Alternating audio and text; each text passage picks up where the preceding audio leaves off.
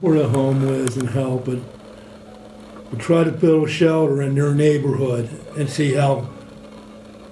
And then you'll be out there protesting. No, you can't bring these kind of people in there.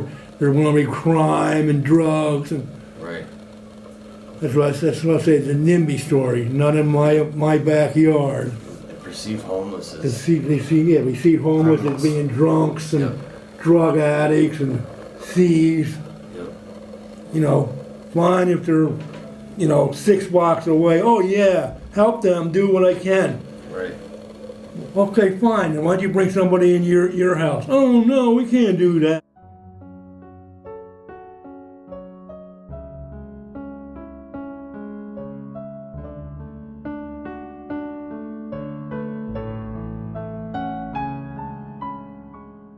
Say you're in an organization. Say you're in a shelter or some sort of event for the homeless, or say they're throwing a dinner for the homeless. There's volunteers. 9 out of 10 times, I've been met with the volunteers are very caring and very happy to be there to be volunteering, but immediately you can see that there's like this condescending, demeaning tone about them. Like they'll be like, "Oh, hi, how are you?" Oh, they start talking to you like you're 3 years old. Yeah. Or they're like you have a disability or something, or that you're a drug addict Right. or something. And then a lot of times you're met with fear. And typically, like say if there's volunteers that are serving a dinner, or they're doing some sort of outreach, like they'll always be in a group. Like they're afraid to be one-on-one with you. Like you're met with fear and Fear, disgust. this condescending, like you automatically feel like, yeah, I have nothing. Yeah, I'm down in the dirt right now, but you're really making me feel that way because you're definitely standing there pretending like you're above me in some way, and that really it's hurtful sometimes,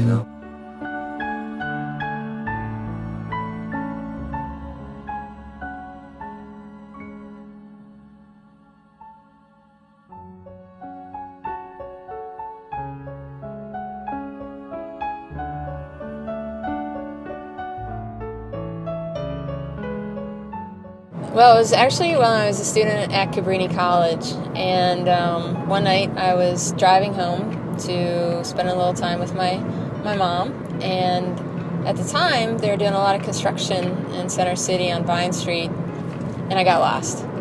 And to try to get my bearings, I pulled over near a small park. I think it was near a hospital, and I looked over and I saw a man asleep on a park bench. I had a sandwich with me because I hadn't eaten. I grabbed it from the cafeteria, and I figured, what's the harm? There's a big fence. So I decided to just call over to him and see if he wanted a sandwich.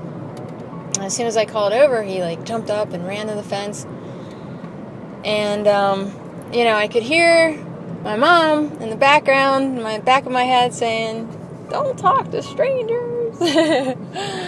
But I felt compelled, and so there we were, he on one side, me on the other, but what I didn't see was this big slit in the fence, and so he went and slipped right through the fence, and I was a little nervous at first, but his humble demeanor just, melted you, and he was almost brought to tears, because he was so hungry, he hadn't eaten for a couple days, and so I was just curious, and, about him being on the streets. I grew up in South Jersey, so very rural area, and wasn't really exposed to that.